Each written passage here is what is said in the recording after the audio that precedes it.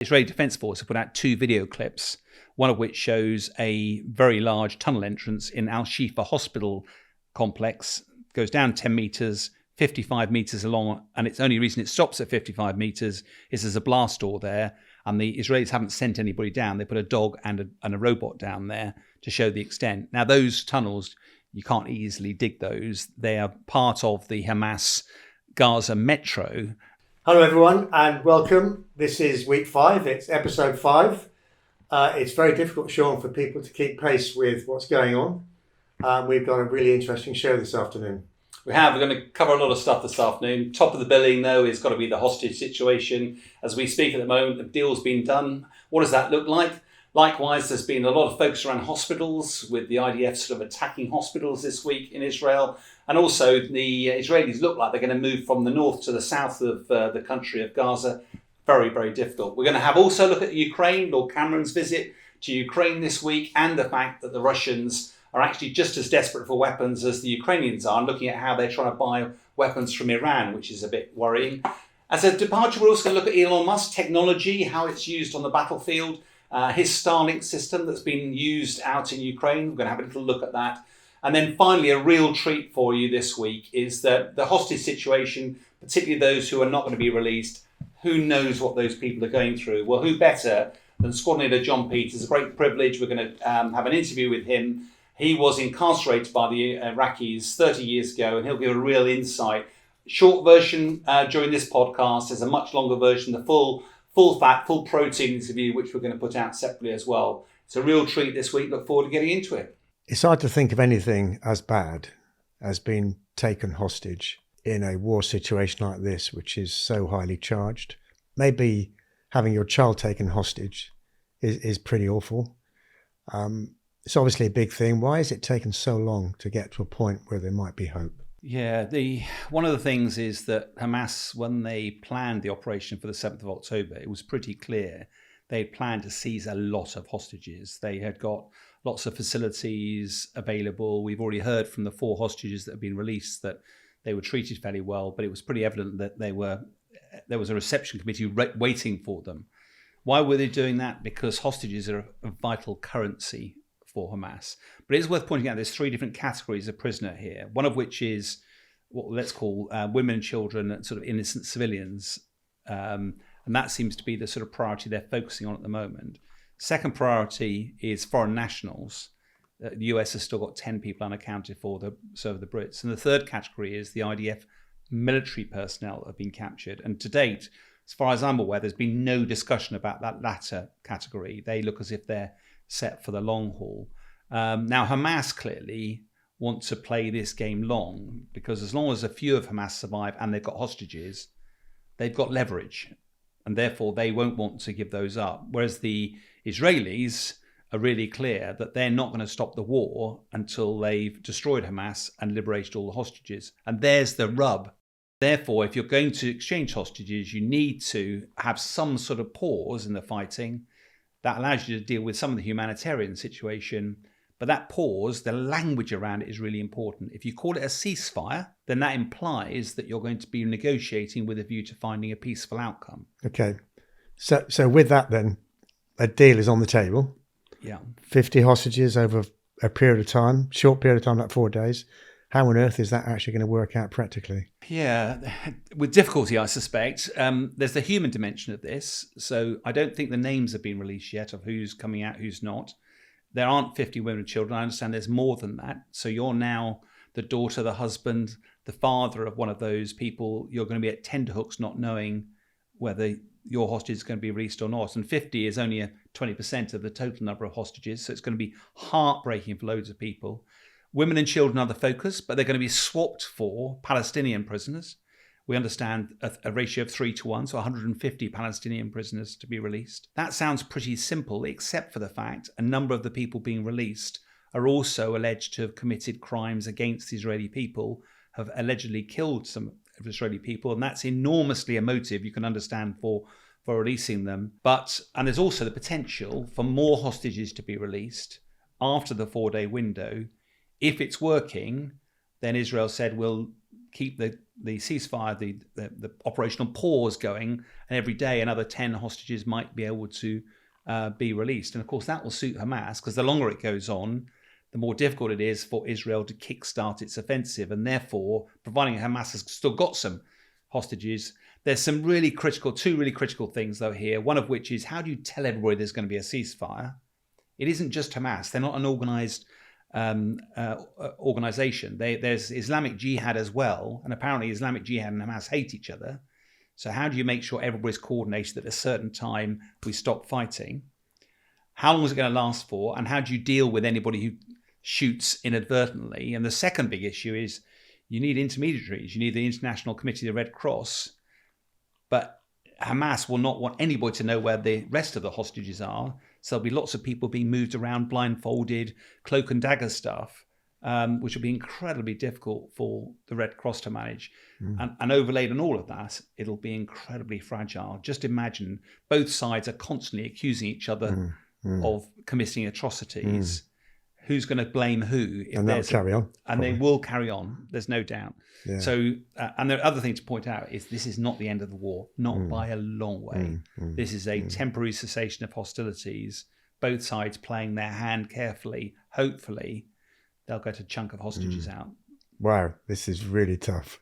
Really tough. Both sides are accusing the other of committing war crimes. In fact, everybody is choosing to commit, either side, of committing a war crime. It seems to be, it's an emotive subject. It's very difficult to get evidence, and it's also difficult to get evidence that looks good one day, but either collapses or gets refuted, the next day. Yeah. We're still on, what is going on inside a hospital. Is it real? Is it not? Where have we got to, Sean? It's been an interesting week this week, because just a refresher, hospitals are protected under the law of armed conflict, but they lose that protection if they're being used as cover for either side in the conflict. Now, the IDF is clearly convinced that Hamas are hiding in these hospitals, and therefore they've been trying to put out proof. Last week, we reported there were pictures of arms and weapons, and we said, yeah, they're definitely pictures of arms and weapons, but this isn't UK. The weapons are much more prevalent out there, and from a military perspective, it's quite difficult to see that as compelling evidence. I've no doubt it's very difficult to judge.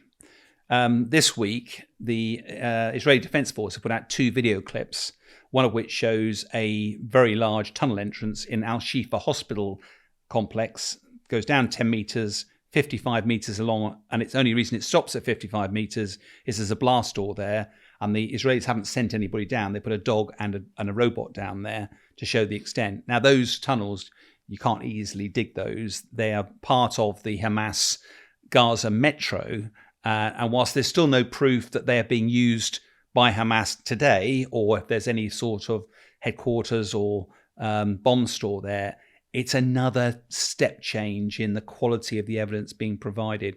They also provided a video footage of one of the hospitals showing some gunmen coming in, once with a patient, another time looking as if they had some sort of hostage. The hostage's face were blanked out. We can't ID them, therefore it's impossible to tell. But just because you see a fighter with a gun in a hospital, I'm afraid that isn't compelling evidence, because this is the Hamas-controlled Gaza Health Authority, and Hamas are taking casualties. It's very reasonable that they would take them to a hospital, and it's very reasonable one of their mates with still his gun over his shoulder would actually go in there with him. So without seeing the faces, it's not compelling. But it's all part of this same fight for the truth, fight for legitimacy, and we're going to see that continuing in the days and weeks ahead, I think. So at the beginning of Israel's response, they asked everybody in the north to move to the south. They've made apparently good progress in terms of their objectives, and they're into the tunnels now as well. Am I now hearing that they're going to start moving their efforts into the south?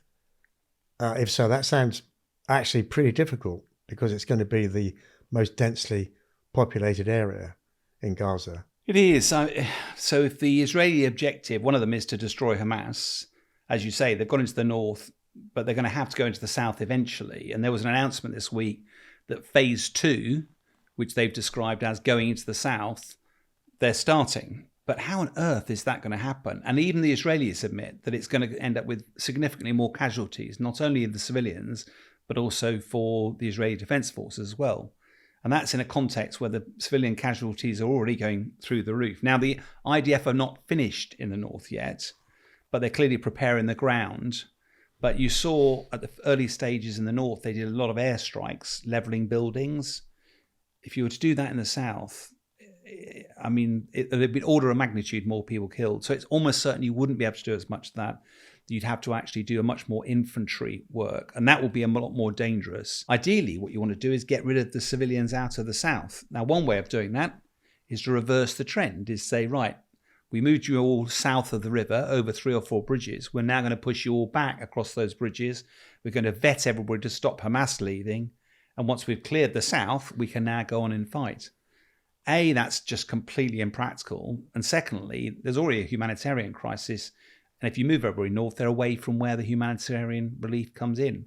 So again, that's not going to work. We heard this week that Khan Yunis, which is one of the zones in the south, has now been the subject of some bombing. Why is that? Well, Yahya Sinwar, who's the head of Hamas in Gaza, that's his power base. And they've tried to, the Israelis have tried to sort of sweep people out of there first. But the harsh reality is it's going to be incredibly difficult. And if Israel is genuinely determined to see this through, it's very difficult to see how they're going to destroy Hamas. How's that going to happen? And is this actually helping to liberate the hostages? Meanwhile, we're hearing, as we are today, now over 13,000 Palestinians have been killed. And that's not counting the ones that are hidden under the rubble, which they just can't find. And the humanitarian situation is spiraling rapidly out of control. And it's very difficult to see how long international patience will tolerate that. So what phase 2 will look like and how they'll be able to conduct it. It's going to get a lot worse before it gets better if they continue with that. So David Cameron, former Prime Minister of Great Britain, now Lord Cameron and Foreign Secretary. Almost the first thing he did was to visit Ukraine. Sean, what happened? I was away from the political excitement of what on earth happened to find him now as the Foreign Secretary, the sort of deputy, as it were, to the Prime Minister. It was fascinating. The first thing he did virtually was to go and visit Ukraine, not only visit the capital, Kyiv, and see President Zelensky, but also he went down to Odessa as well. Not many of the leaders go to the front line, and he actually went to the front line as well. I think from President Zelensky's perspective, he will be absolutely delighted with that. It's not been a good summer. President Zelensky's forces have struggled on the battlefield. Now that the media attention has swung like a weather vane towards Israel rather than Ukraine, and we've already seen the sort of diminishing of the commitment to Ukraine in terms of weapon stocks. The very fact that when Lord Cameron arrived, he had a trail of cameras behind him. It was front page news. It was being broadcast everywhere. That would have been music to the ears of President Zelensky, because somehow he's got to find a way of maintaining the supplies of Western support. And as we both have discussed before, unfortunately, the West is starting to think, if this is stalled, is this the time to pause the fighting and negotiate an end to it? But there's no way President Putin is not going to negotiate until the end of the US presidential elections, because a change of administration might favor him. And President Zelensky is absolutely clear he's not stopping. But the only way he can continue is to secure Western support. So that visit by Lord Cameron, however much it looked like just another visit, strategically, really important visit for this week. Sean, you got to give Zelensky credit for continuing to drum up support around the world. Last week we were starting to discuss whether the support was waning a bit, but US are stepping up again to the plate. They are. It's not just the US. I think the Germans also made a commitment, but the big ones is always America. And Lloyd Austin visited Ukraine on, I think it was the 20th of November, another $100 million worth of aid. And this is chunky amounts of aid. This is what actually turns the dial. There were Stinger anti-aircraft missiles, another HIMARS system, fearsomely expensive. Each missile, I think, costs about $4 million a time. So you don't get many of those to the $100 million. Ammunition, Javelin missiles, the like. But all of that, it's interesting the way that America hands over this aid. it agrees a window of money, an envelope of money, and then a regular visit to find out what Ukraine actually needs, and then it tops it up. So it's a very reactive, very responsive. But it's also not just America. It's worth pointing out in the news this week, we also heard Russia has been scrabbling around, and there's rumours now that they're getting ballistic missiles from Iran. Now, they dodged the question when they were asked it, but the US has pretty firmly pointed the finger. And that follows on the US have alleging that North Korea has been providing 1 million rounds of ammunition and also potentially developing more stockpiles. So it isn't just Ukraine who desperately needs weapons at the moment. It's also Russia, but Russia's having to turn to some pretty dodgy countries to get their stocks of weapons. An interesting thing is this contribution from America has been given as aid and not a loan. And that's insignificant because it means it won't have to be paid back. And if you recall, for the Second World War, the US loaned Britain money, several £billion, a lot in those days. And we were still paying that back. I think we completed it in 2005, 2006. And I think Tony Blair was Prime Minister. So we stick with Ukraine? I think so, yeah. So if you asked anybody in the world who the number one villain is, I bet you the majority of people would say Putin. And yet, on the 22nd of November, he's addressing the G20. What is going on? Well, there's all sorts of ironies here. I mean, the G20 includes Russia, the UK, US, and a lot of European nations.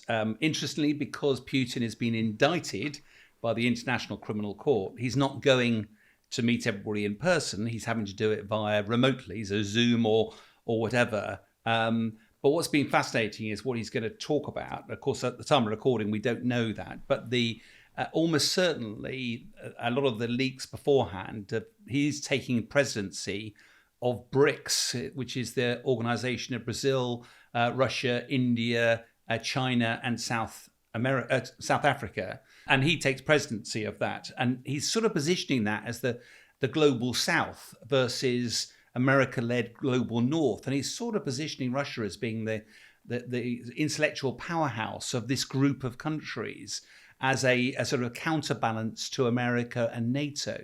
The harsh reality, though, is that the countries that he's involved with are certainly South Africa are more interested because of trade links than anything else, not around ideology. And China has very successfully sort of distanced itself a bit from Russia. But it will be interesting to see a little bit of stage managing going on. And the one leader of the G20 that can't be there in person because he'd be padlocked, locked up if he turned up. One of the things we're keen to do with this podcast is to create a bit more information space around some of the other aspects of these conflicts, whether it's weapons, whether it's technology. And so we're going to try and use every week, just look at one of the items. And although weapons tends to attract a lot of attention, particularly Ukraine and stuff like that, that isn't the only military capability. Communications is absolutely vital. And particularly we've seen over the last few weeks in Israel, the comms have been down. In Ukraine, one of the solutions to that was this Elon Musk's Starlink capability, but it hit the press for all the wrong reasons. What happened? What's going on with Starlink as we sit here today? Yeah, it's very interesting. I mean, I think we've heard some big things in the press recently. It's been rolling on for probably 18 months. And the way it began was really interesting. So what happened, some time ago, March last year, some Ukrainian vehicles arrived at Irpin.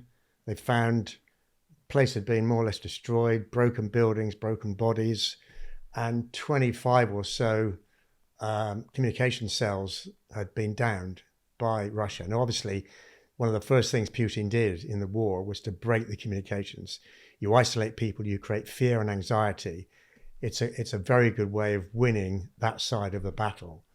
And literally a day later, the Vice Prime Minister tweeted publicly and copied Elon Musk in to say, you're doing all these fantastic things with your satellites. What about us? Can you not put your satellites over Ukraine? And literally a couple of hours later, Elon Musk tweeted back to say, satellites are now positioned over Ukraine. And shortly after that, he delivered a lot of terminals. By April, There were 5,000 terminals in place. These terminals are very easy, literally within 2 minutes. You take your terminal, you plug it into power, it finds its satellite, and you've got gigabits of internet service. So for civilians, this is a massive thing to get reconnected, find out how people are, send messages overseas and so on. Musk has got a big business running on this. He's got 5,000 satellites running around the world. They're over 500 kilometers above the Earth. They travel at 27,000 kilometers per hour. It's a huge investment. And by May 22, there was something like 150,000 Ukrainians using this service. And now, how long is it going to be before it's finished? Because I understood there were going to be a lot more satellites up there. It's a hugely intensive investment by Musk in this constellation. And I seem to recall at the time that he got into a bit of trouble because it looked like he was taking sides in the war. And of course, Musk wants to be an international. He's put that much money into tens of thousands of satellites. He'll want to see a return not only from Ukraine, but from Russia, from China. How did he solve that one? Well, I mean, back to the first part of your question, he's got a vertically integrated business.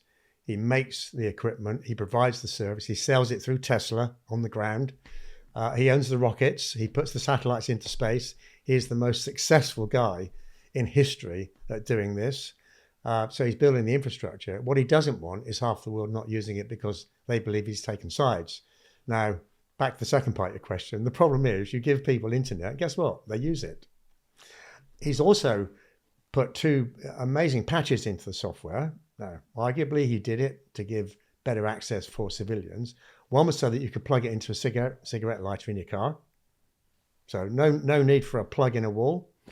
The second thing is Putin started to disrupt the signals. Now, having so many satellites is very difficult. If it was one or a cell tower, you could take it out.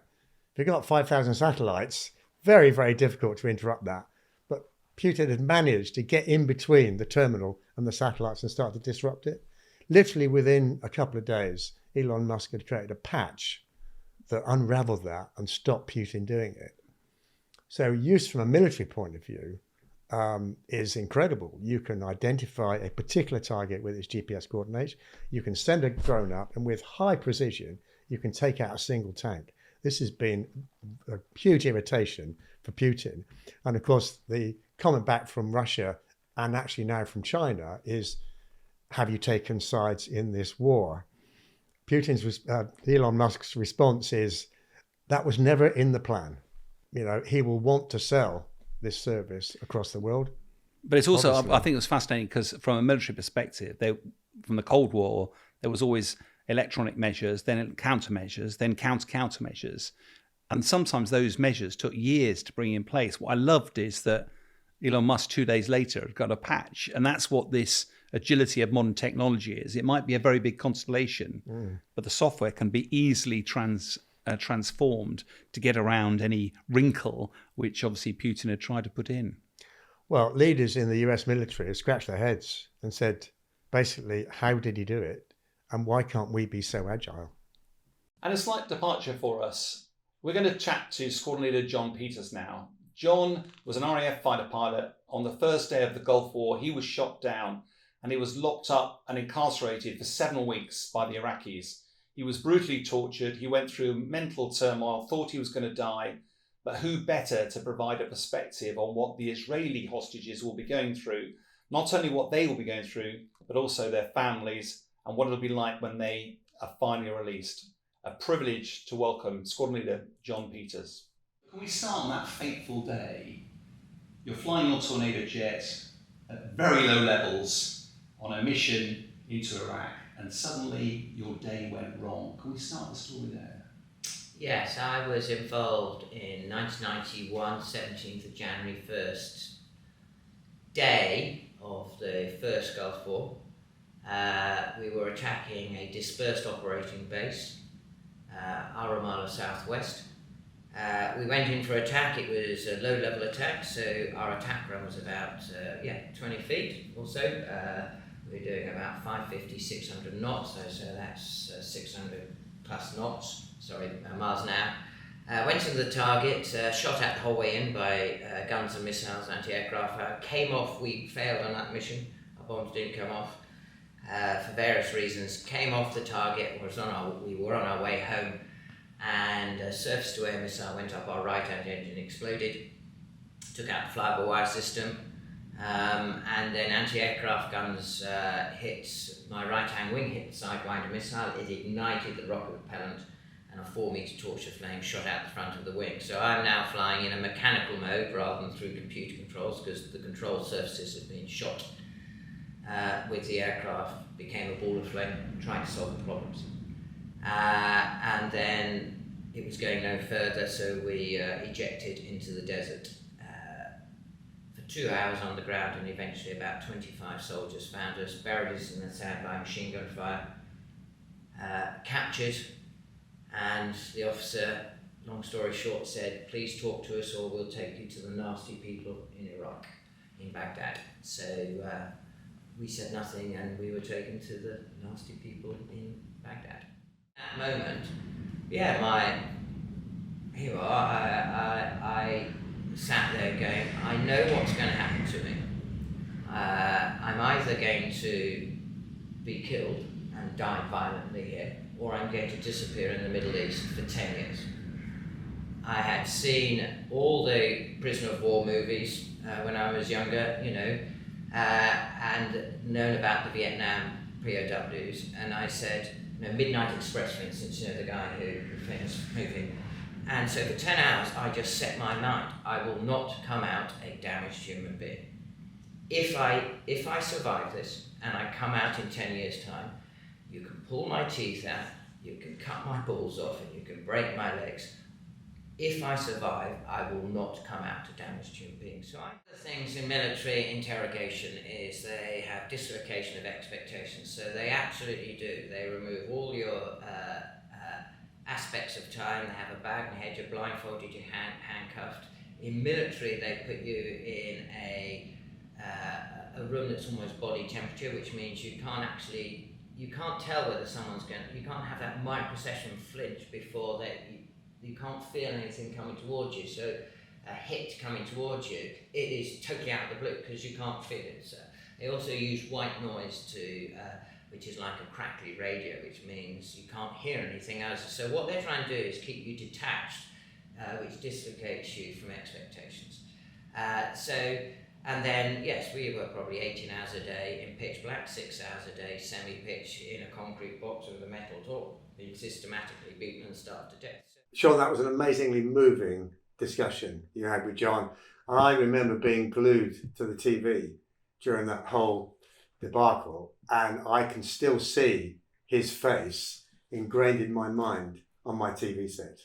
Yeah, you're absolutely right. I mean, I've known him for 40 years, and I met him when he got back, and it was a very emotional couple of days. And actually, in the middle of that interview, we had a couple of teary moments because it was all just so real. Anyway, because we've only cut 10 minutes of it for the podcast, but we are going to release the full video for you, and it's well worth a watch. None of us would have ever traded places with John, but it does give a really powerful insight into what it must be like for the hostages. Mm-hmm. So thank you for watching. Hope you enjoyed it, and we will see you next time.